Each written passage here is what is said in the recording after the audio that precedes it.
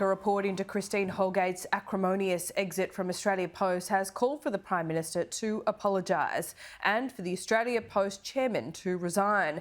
But government members of the committee say Ms Holgate's purchase of luxury watches occurred before Lucio Di Bartolomeo's held the role. National Senator Bridget McKenzie says the inquiry has provided an opportunity to reset the direction of Australia Post into the future. And she joins me live now from Canberra. Good to see you, Senator. Thanks so much for your time. You wrote a few dissenting reports to the recommendations made in this. What were the main points that you wanted to make?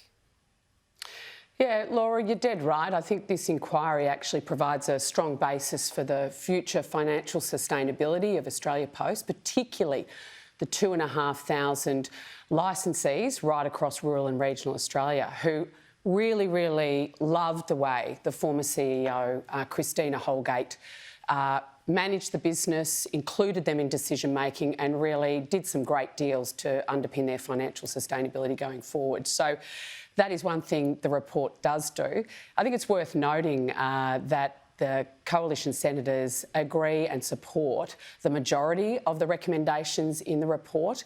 We highlighted where investigations and reviews were already underway, such as the internal policies of Australia Post. I mean, that was for me, the really telling piece of evidence to the inquiry when the chair, Lucio Di Bartolomeo, admitted that Christine had not breached the internal policies of Australia Post. So instead of reviewing the policies at the time, obviously the CEO moved on and is now going on to bigger and better things, and I hope she has a really successful career.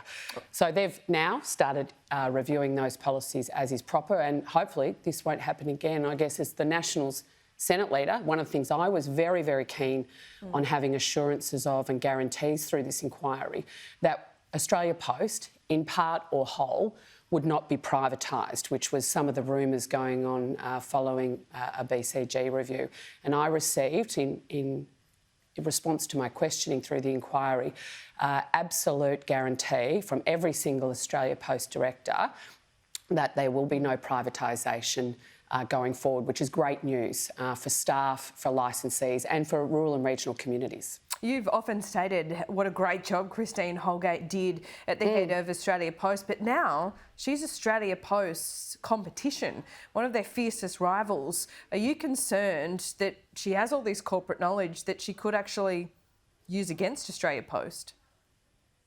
Well, it's a competitive environment. I back the fact that we've got a Commonwealth-owned entity in Australia Post that has an obligation to the community to deliver letters. One of the recommendations that I was very strong on making was that that shouldn't be the only thing that Australia Post has to do in terms of fulfilling its community service obligations, that it should now have to have an obligation to have a parcel service, because we know there's been an explosion in e-commerce through COVID, and that should be something that we should underpin and guarantee as a 21st century organisation.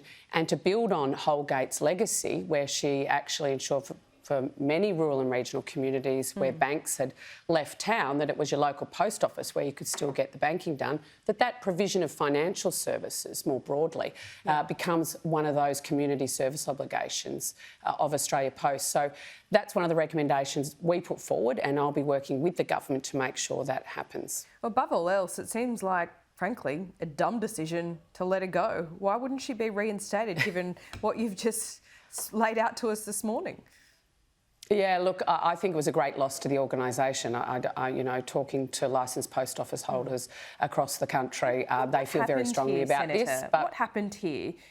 Did she get caught up in this ridiculous political firestorm in Canberra in Senate estimates, where we see this used as a bit of a point scoring forum, and then it was used in question time? Well, I think, Senator Kitching, a Labor Party senator, raised this, the Cartier watches, and I think the adjective being the Cartier was the problem. We've seen in estimates this week the level of bonuses given to NBN executives would exceed public expectations as well as a government-owned enterprise. And has anyone been sacked there? Well, not yet. Not yet, Laura. Okay. So I think what that incident showed was that we need to have very, very clear policies and procedures. And what came out through the inquiry was the Australia Post Board hadn't actually got the internal process and policies in place. So instead of... So she actually followed the internal rules. So they're reviewing those right now. This will not be able to happen again, which is great news. And does she deserve an apology from the PM? Well, you know, apologies are not apologies. I've been, as the National Party, we're absolutely focused on ensuring rural and regional Australia gets the service they need and deserve. This and was part I'll of be the report, working though, very, Senator. very Did hard you write a dissenting to note on make that happen. Well, we wrote a dissenting report that actually supported the majority of the recommendations made by the committee proper. But, I mean, let's face it, this was a politicised report. We had...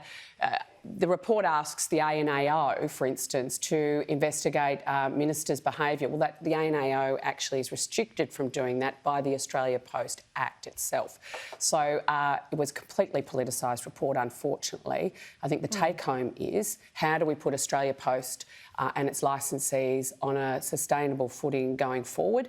And how do we learn from what happened to Ms Holgate, which everybody agrees was a really negative outcome, so that it doesn't happen again. And in the National Party and the government more broadly, I'm sure we're committed to doing that. Politicised or not, Senator, do you think we can all just move on after that apology might come from the PM? Well, I see that Christine Holgate has moved on. She's absolutely embracing her new career, and I'm sure she'll do a great job. The Australia Board has moved on. They're reviewing their policies. They recognise that she was treated very poorly. That is in evidence to the inquiry. Now, I think the onus is on us in Parliament, instead of looking backwards, to actually look forwards on how we can, A, make sure this doesn't happen again, and B, ensure that Australia Post licensees and community and staff have confidence that the government won't be privatising the business and has a really optimistic view of its future.